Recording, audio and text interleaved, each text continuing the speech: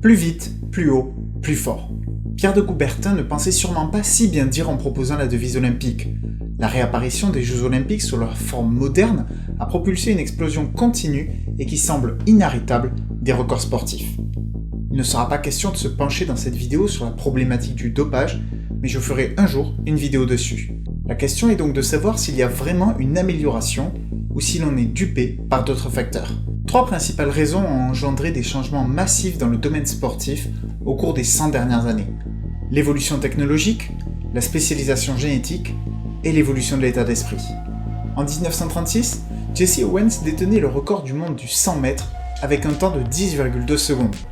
S'il avait couru à côté d'Usain Bolt le 16 août 2009, il aurait eu 6 mètres de retard sur celui-ci, ce qui est évidemment énorme sur une course de seulement 100 mètres. Plusieurs facteurs sont cependant à rappeler. Bolt démarre avec un starting block prévu afin d'améliorer sa performance, là où Owens démarre sur des cendres de bois et creuse même un trou pour ses pieds. La différence de surface a eu un impact énorme, et des analyses biomécaniques de la vitesse des articulations d'Owens montrent que s'il avait couru sur la même surface que Bolt, il n'aurait eu qu'une foulée de retard. En 1954, Sir Roger Bannister est devenu le premier à courir le mile en moins de 4 minutes. Aujourd'hui, près de 1500 personnes ont réalisé une telle performance. Il y a 2 ans, Jacob Ingebrigtsen devenait ainsi à 16 ans et demi la personne la plus jeune à franchir la barrière des 4 minutes. De la même façon que pour Jesse Owens, comme Bannister courait sur des cendres, il était considérablement ralenti, et les analyses ont montré qu'il serait aujourd'hui encore parmi les tout meilleurs coureurs. La différence de surface n'a pu permettre une amélioration que dans certains sports. Au contraire, l'entraînement s'est considérablement amélioré pour tous les sportifs, y compris amateurs.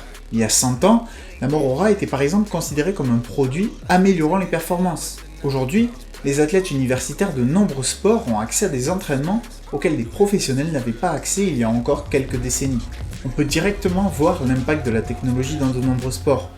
La disparition des raquettes en bois au tennis, l'amélioration continue des skis, ou encore la réduction du poids des vélos ou des bateaux. Mais c'est bien dans la natation que son apport est le plus flagrant, et notamment dans sa discipline majeure, le 100 mètres nage libre. Le record du monde sur cette distance s'est constamment amélioré, mais a connu 3 améliorations fortes et soudaines. La première au moment où est arrivé le flip turn, c'est-à-dire le tour sur lui-même fait dans l'eau par le nageur. La seconde avec l'ajout des rigoles au bord des bassins afin de faire sortir l'eau et éviter les turbulences. Puis enfin, les nouvelles combinaisons sans friction arrivent en 2008. Un cas particulièrement intéressant est le record de l'heure à vélo. Grâce à un assouplissement des règles en 2014, il est désormais possible de concourir dans 2 catégories. La première respectant les conditions de course d'Eddy Merckx en 1972 avec son record de 49 431 mètres. La seconde en utilisant toutes les avancées technologiques.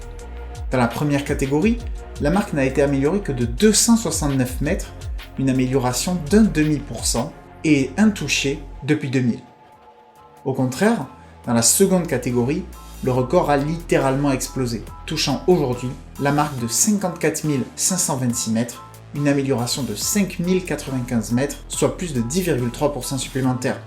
La marque de la technologie est flagrante à travers une telle comparaison. À technologie égale, le record n'a presque pas bougé. Il y a un siècle, l'idée était répandue que c'était le corps de l'humain moyen qui était le plus adapté à la pratique de tous les sports. Mais le développement de la science du sport a chamboulé ces croyances. Dans les années 30, la taille et le poids moyen des athlètes en saut en hauteur et au lancer de poids étaient identiques. Aujourd'hui, la taille moyenne d'un lanceur de poids est de 8 cm supérieure à celle du sauteur, et son poids est supérieur de 60 kg en moyenne. Cette différence se ressent dans de nombreux sports. Ce graphique représente le rapport entre la taille et le poids dans 21 sports différents, et si l'on remarque tout de même des écarts importants, la différence avec la situation actuelle est bluffante. Ces écarts sont passés de 25 à 45 cm et de 30 à 70 kg de différence en moyenne. La raison principale de cette explosion est simple, la médiatisation. Avec le développement de la radio, la télévision, puis Internet, les sports sont devenus accessibles à tous, et avec cela sont arrivées la célébrité et les intérêts financiers phénoménaux.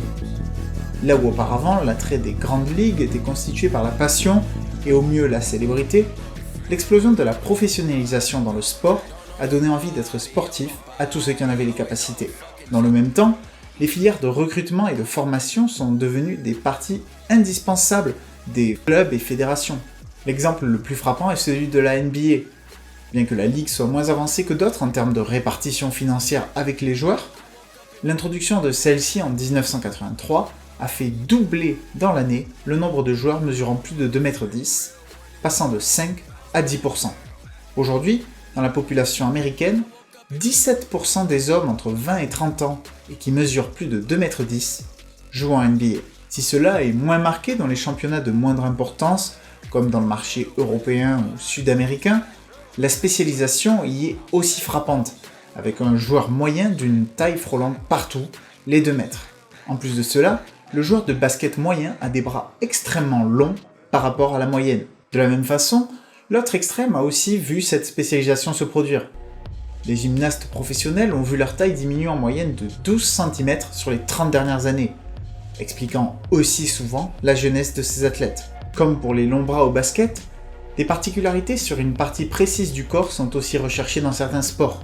Un exemple frappant se trouve dans les épreuves d'endurance. Si l'on voit souvent les Kenyans et les Éthiopiens parmi les vainqueurs de ces épreuves, une forte partie de leurs meilleurs athlètes vient de la tribu Kalenjin. Le climat et l'altitude particulière de leur région a fait évoluer leur corps en allongeant leurs jambes pour qu'ils puissent dégager au mieux la chaleur. Cette spécificité est évidemment la bienvenue dans une épreuve telle qu'un marathon. La France est 12 fois plus peuplée que le territoire des Kalenjin. Pourtant, dans l'histoire, seuls 3 Français sont descendus sous la barre des 2h10 dans l'épreuve. En octobre 2013, 32 membres de la tribu Kalenjin avaient réussi cet exploit. Pour plus d'exemples de ces spécialisations, je vous renvoie à la conférence TED de David Epstein présente dans la description de la vidéo. S'il est souvent dit à tort que le cerveau n'utilise que 10% de ses capacités, notre corps est bel et bien limité dans ses efforts physiques afin d'éviter les blessures. Une partie de ce potentiel se révèle notamment dans les situations de danger où l'être humain est capable de surpasser ses limites. Mais à force de faire évoluer l'état d'esprit des athlètes, elles sont de plus en plus repoussées. Les sports d'endurance ont longtemps été crus comme dommageables pour notre corps. Aujourd'hui, on réalise en fait que nos prédispositions pour l'endurance sont l'un des traits qui a permis la domination de notre espèce sur la planète. En effet, nombre d'animaux vont plus vite que nous, mais rares sont ceux capables de maintenir un effort sur une période prolongée. Parmi ces principaux traits, le fait que nous n'ayons pas de fourrure, la présence de glandes sudoripares sur tout notre corps pour évacuer la sueur, ou encore des orteils prévus pour la course et non pas pour grimper.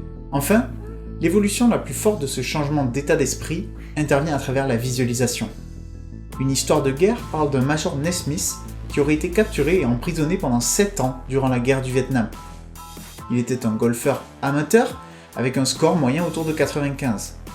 Pendant ces 7 années de captivité, il simulait tous les jours des entraînements de golf. À son retour, et sans avoir touché un club pendant 7 ans, son score s'était amélioré de 20 points et il gagnait ensuite plusieurs compétitions de haut niveau. Cette histoire paraît incroyable, mais en réalité, la visualisation fait travailler les mêmes parties du cerveau que si l'on était en train de faire l'acte lui-même. C'est pour cette raison qu'aujourd'hui, de plus en plus d'athlètes professionnels s'entraînent en réalité augmentée. Le simple fait de se voir en train de faire l'action suffit à améliorer leur performance. Pour aller encore plus loin, la pratique délibérée est utilisée. La pratique délibérée est le fait de volontairement se mettre dans une situation au-delà de notre niveau de compétence afin de s'améliorer. En réduisant par exemple l'espace dans lequel marquer un but dans de nombreux sports, ce type d'entraînement permet de pousser les capacités toujours plus loin. Longtemps réputé infranchissable en saut en hauteur, Sergei Bubka a passé la barrière des 6 mètres en 1985.